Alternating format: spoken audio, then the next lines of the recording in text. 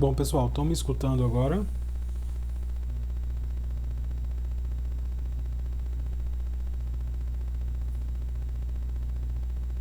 Bom, vamos retornar, né? Então acho que acabou caindo na parte dos fatores, mas eu vou começar novamente, tá certo? Como alguns não estavam escutando, então eu vou retornar começando de novo. Bom, então quando a gente estava falando da mistura, né? A gente falou dos processos que refletem a moagem e a gente vai falar um pouquinho da mistura. A mistura ela tem uma importância extremamente relevante, né, quando a gente fala dentro do preparo da ração, né? Porque a mistura é o que vai dizer se aquela ração está fornecendo ou não uma quantidade, né, de nutrientes. Porque se aquela mistura ela não tiver uniforme, vai faltar algum nutriente. E a cada bocado que o animal for dar ao alimento, né, ele pode não estar recebendo a quantidade total. O que acontece às vezes? Partículas mais finas elas vão ficar no comedouro, né, e consequentemente isso pode não ser ingerido pelo animal e consequentemente ali pode estar contendo algum mineral específico, algum aminoácido ou até mesmo carboidratos, por exemplo, como o amido. O amido geralmente ele fica em partículas mais finas. Então vai receber menos energia e consequentemente ele vai ter um déficit energético. Então a gente tem que ter muito cuidado tanto na moagem para ter uma granulometria adequada, né, para poder fazer tanto os processos de completização e extrusão, mas também para uma ração farelada, a gente precisa entender que essa ração ela precisa estar adequada. E de forma geral, né, essa mistura ela depende de alguns fatores, como a característica dos ingredientes, porque tem ingredientes que têm afinidade de serem misturados com outros e outros, pelas suas características, não demonstram essa afinidade. E outro é a questão dos equipamentos que a gente utiliza e os processos relacionados na mistura, visando sempre uma boa uniformidade de mistura. E essa mistura ela pode ser influenciada por alguns fatores, né? Como as características dos ingredientes, como eu falei. Tem ingredientes, mesmo que eles tenham a moagem efetiva, eles têm tamanho de grânulos diferentes e também proporção de finos, e depende também da questão da plasticidade e a viscosidade mesmo de se ligar a outros, tá? Por exemplo, ingredientes que são secos, ingredientes que são líquidos, né? Que a gente sabe que vão ser misturados na ração, como por exemplo os óleos, tá? O melaço, por exemplo, existem aminoácidos como a metionina, que também tem na sua forma líquida. Então tudo isso tem uma influência direta em relação à mistura. O tipo de equipamento, o tipo de misturador, se é horizontal, se é vertical, né? Isso também influencia. Né? O tempo de mistura, né? Cada equipamento tem seu tempo específico. O grau de enchimento, aquilo que eu estava falando antes de cair a internet, é exatamente no aspecto de volume e não de peso.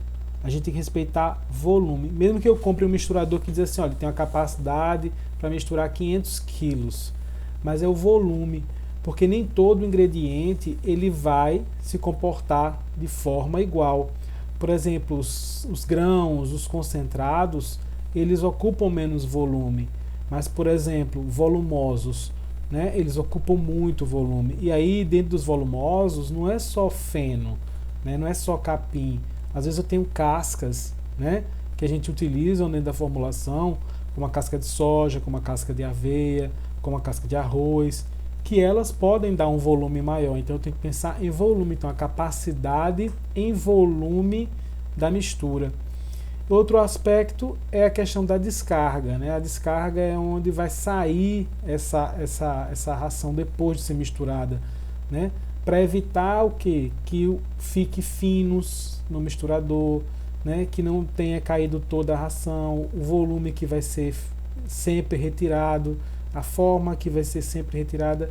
E o maior ponto quando a gente pensa na mistura é a adição dos microingredientes. Eu vou dar um exemplo a vocês. Por exemplo, tem minerais, microminerais, que entram numa proporção muito pequena, como o selênio. Tá? vamos supor, por exemplo, o selênio ele entra em torno de 0,150 miligramas a cada 100 quilos. Então isso pode se perder numa mistura inadequada. Então a gente sempre tenta pegar os micros, por isso que hoje nós temos suplementos minerais e vitamínicos, visando exatamente o que? Para não ter esse problema na pesagem, né? Porque quanto menor a quantidade, e o que acontece? A proporção nesses micros, às vezes é pequena naquela mistura do suplemento, que também é uma forma da gente processar isso. Mas ele tem um inerte ali no meio, que vai dar um volume maior, para quando eu poder colocar na ração, eu não ter problemas.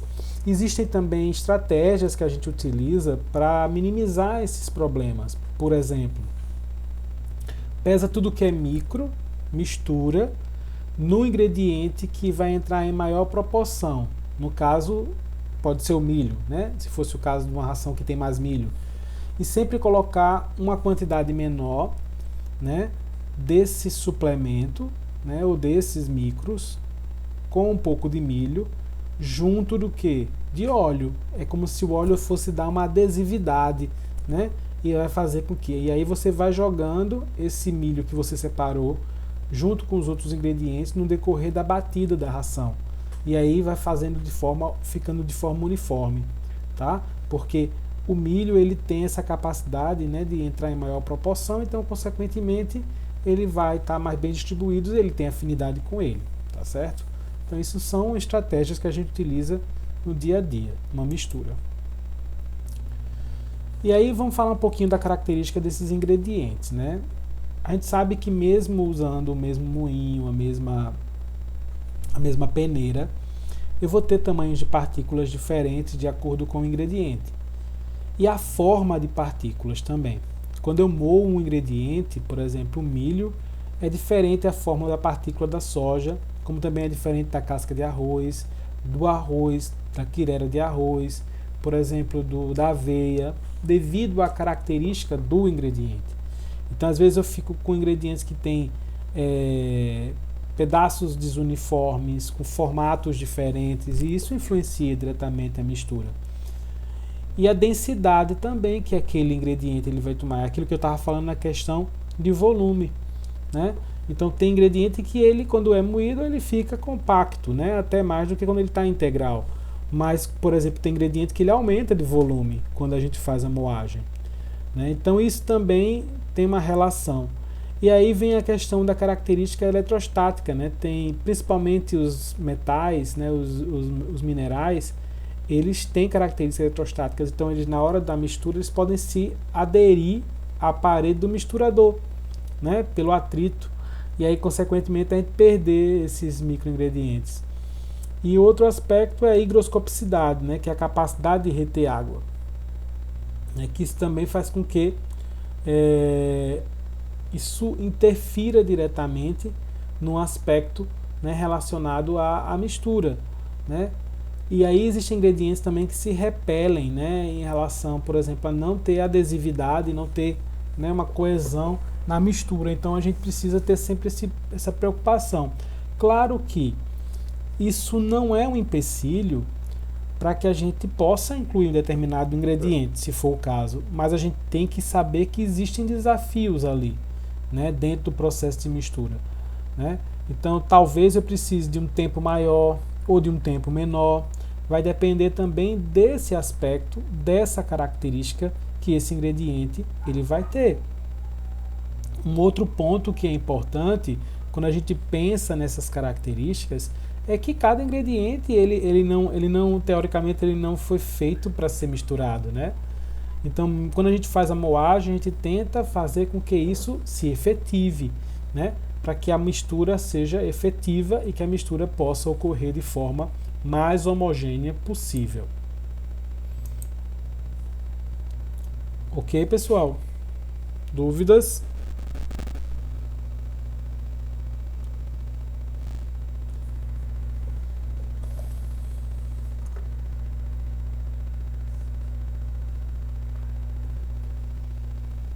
Ok, então.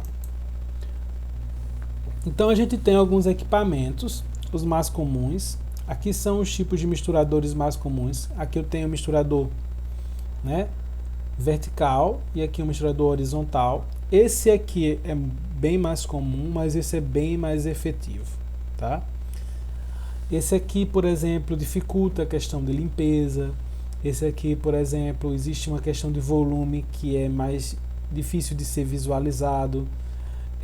Esse aqui, a descarga também é menos efetiva do que esse. E claro, esse,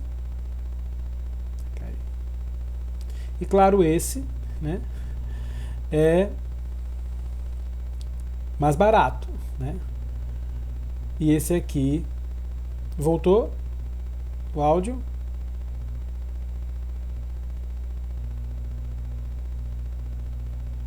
Tá travando ainda?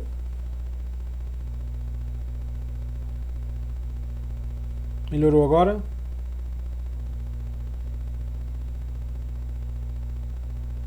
Bom, então vamos voltar. Então esses equipamentos eu tenho dois, né, que são mais comuns. Eu tenho um misturador que é horizontal e o vertical, tá? Esse misturador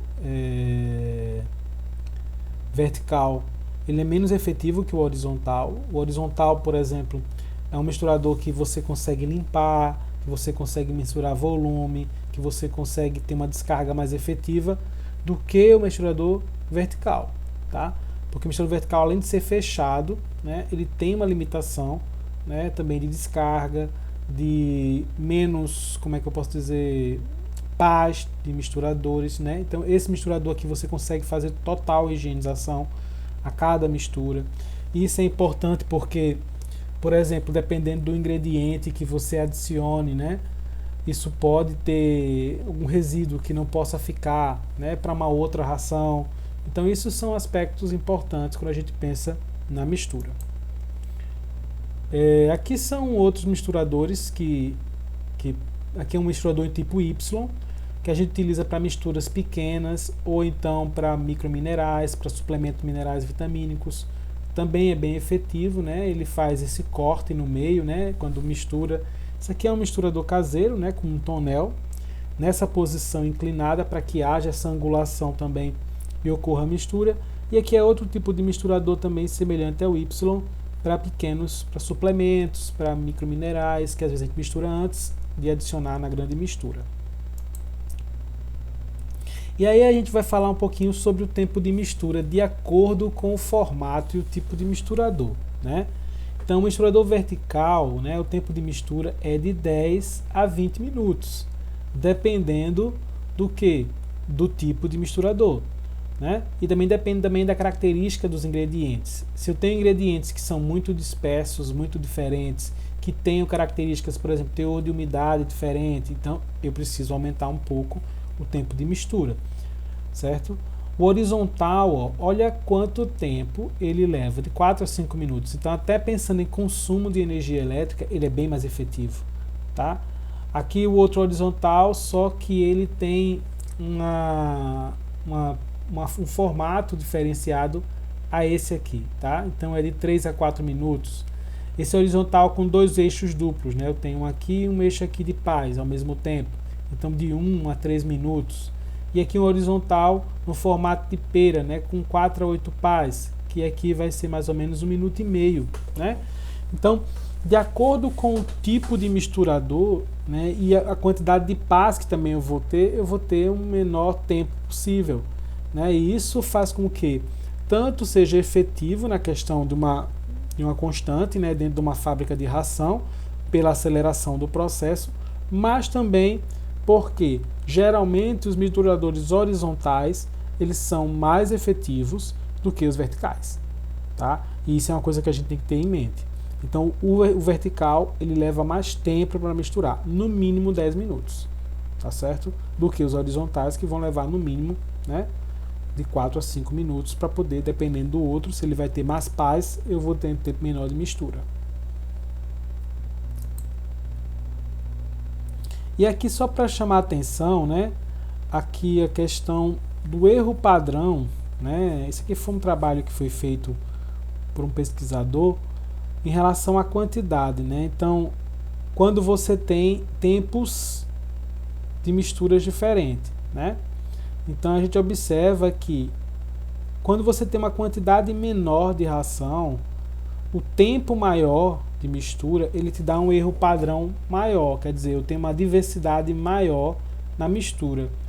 Quando você já aumenta essa quantidade, né, até 200 quilos, ainda continua nessa tempo, aqui o ideal seria os 5 minutos, né? Já quando você bota para 300 quilos, aí você precisa de um tempo maior de mistura, de 5 a 6 minutos. E uma quantidade maior de 500 quilos, também um tempo maior de mistura, aqui no caso de 5 a 6 minutos, certo?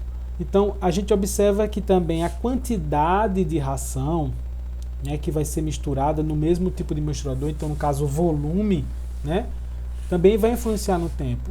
Então, quer dizer, quanto maior a quantidade, maior vai ser o tempo também de mistura.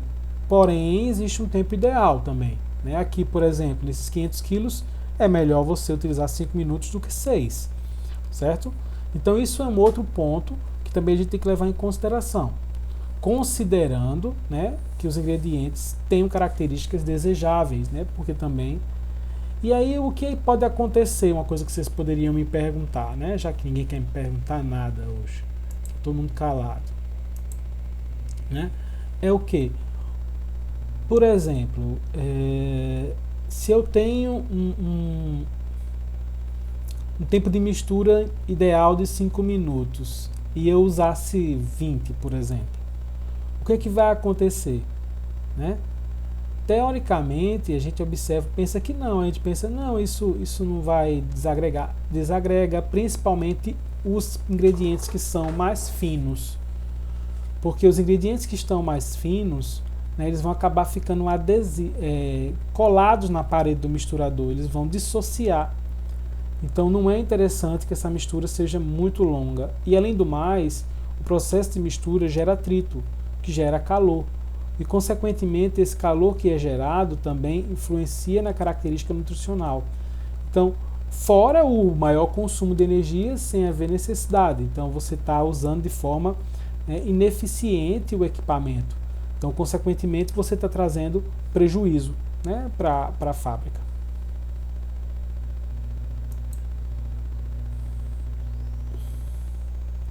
E aí vem um outro ponto que é importante, que é o grau de enchimento do misturador, né? Então a gente sempre pensa misturar volume e não peso. Botem isso em mente. Sempre volume e não peso. Porque essa capacidade em peso, né, ela está muito relacionado com a potência do motor também do misturador. Então sempre a gente vai fazer o cálculo dentro de volume e peso. Geralmente quando a gente compra um misturador, ele tem essa relação. Então vai depender da capacidade dele, né? Então a gente vai ver, a gente compra geralmente em quilos, mas ele tem também um valor em volume, tá certo? Felipe, pode. Ela tem até a mesma inclinação que, por exemplo, daquele tonel que eu mostrei para vocês como um tipo de misturador, que geralmente a betoneira ela tem, ou então ela pode simular isso aqui, tá? Porém, como eu já falei, né, a gente tem que entender que o volume, né? O volume, sempre o volume.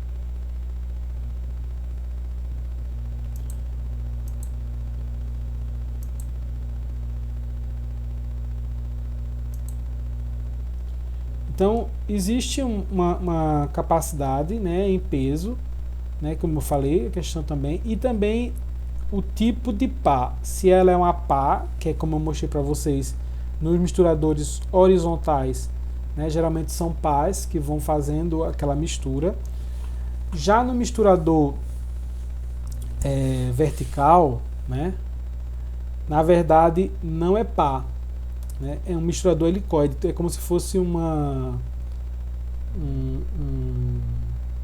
parafuso sem fim, né? Então assim, você tem aquela hélice sem fim, né, que ela vai levando e trazendo a ração, jogando na parede, né?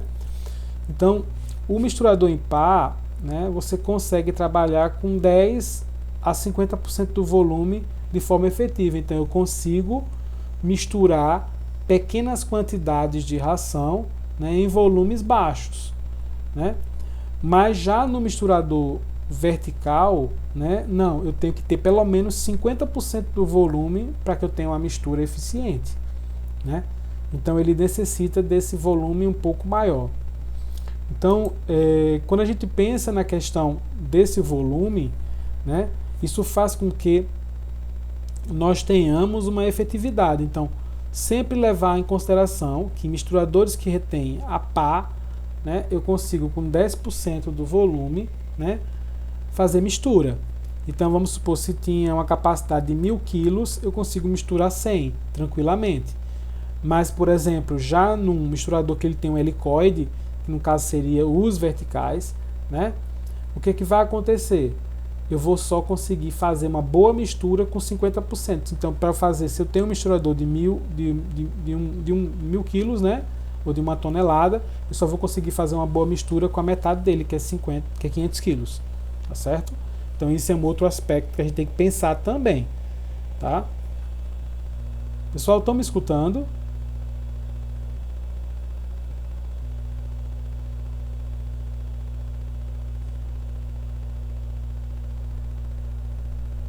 Certo, é porque aqui está aparecendo para mim uma mensagem que está ocorrendo problemas na ligação. Aí eu estou perguntando para a gente não ter nenhum problema. Eu até tirei a câmera para poder diminuir um pouquinho a taxa de velocidade da internet. Hoje está meio ruim. Então, o tipo de descarga, né? Que é como essa ração vai sair do misturador. Existe, né, o que a gente chama de gaveta ou comporta. Existem as duas formas. A comporta, ela permite menor tempo de descarga, de 5 a 10 segundos, e baixos níveis de resíduos, né, 0,2%, né? Porém, a gaveta, ela promove menor vazamento, né? Assim, na hora que você vai misturar a ração. Geralmente, né, os misturadores verticais, eles têm um sistema de comporta, né? E os horizontais têm um sistema de gaveta. Mas existe já misturadores horizontais com sistema de comporta e também, né, os verticais com o sistema de gaveta, né? Vai depender muito do fabricante e do que ele propõe. Cortou o áudio, não foi, José? Eu notei aqui que ficou vermelho. Travou, Rogério? Voltou?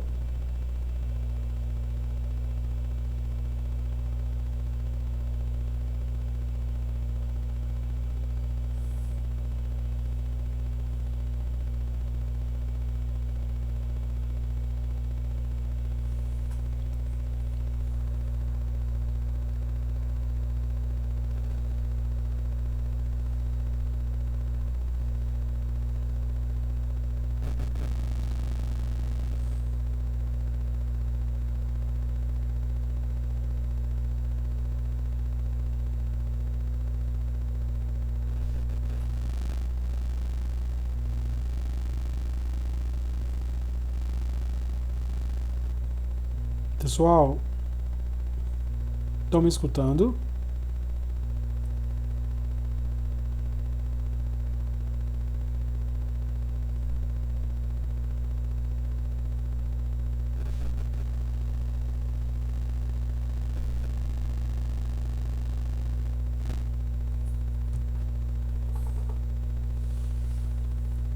Estão escutando, pessoal?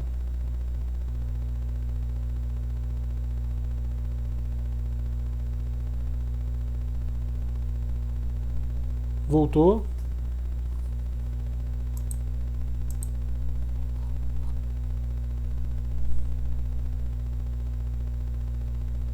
Bom, então vamos voltar aqui, né? Então, o tipo de descarga, ele influencia diretamente na questão da efetividade de como retirar essa ração do misturador, né? Existem dois tipos, né? O tipo gaveta e o tipo comporta, tá? Esse tipo gaveta, ele tem uma influência direta, né? Porque ele pode melhorar, né, a questão do vazamento na hora da mistura. Porém, pensando em efetividade na retirada da ração, o tipo comporta é melhor. Tanto é mais rápido e deixa muito pouco quantidade de resíduo, né, dentro do misturador. Então existem, claro, misturadores que possuem o tipo de gaveta e o tipo de comporta. Então isso influencia diretamente na questão, né, do tempo de descarga, o tipo, né, de descarga que vai ter essa ração.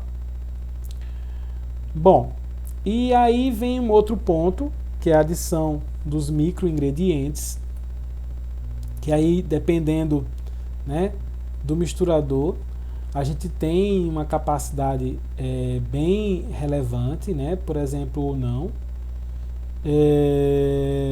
Então a gente pensa assim, por exemplo, o misturador ele tem uma capacidade de misturar em torno de uma partícula para 100 mil, no caso do premix, e 1 para 10 mil no caso da ração. Então, o premix eu consigo ter uma efetividade de mistura melhor, tá? Porque quando a gente adiciona, né, ele diretamente, né, ao misturador, ele faz com que essa mistura possa permear.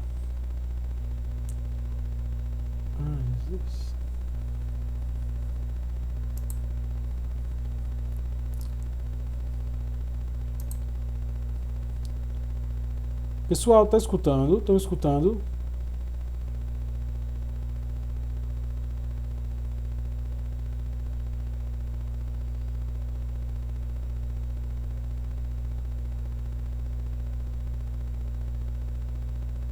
Estão escutando, pessoal?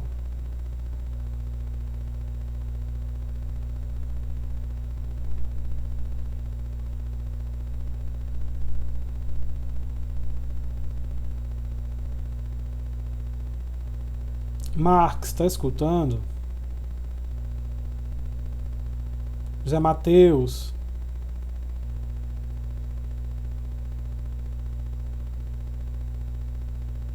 Rogério, está escutando?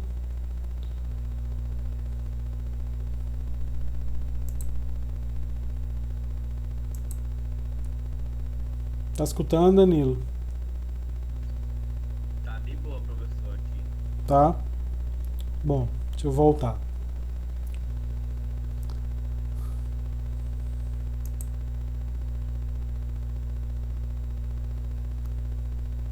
Atan, tá escutando, não tá?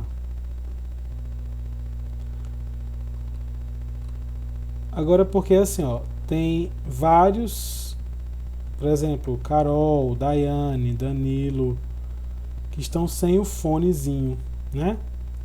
Acionado. Geisa, José Mateus, João Pedro, Caroline, Lindalva. Ô, professor, mas aqui eu tô de vez em quando falha. Não é melhor o senhor iniciar, não? Porque o senhor entra de novo. Às vezes dá certo.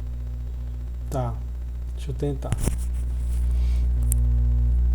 Pessoal, eu vou reiniciar aqui para vocês entrarem novamente, tá bom? Que eu acho que é a questão da internet, né? Eu acho que não é nem a questão do. Vamos aqui. Deixa eu botar aqui.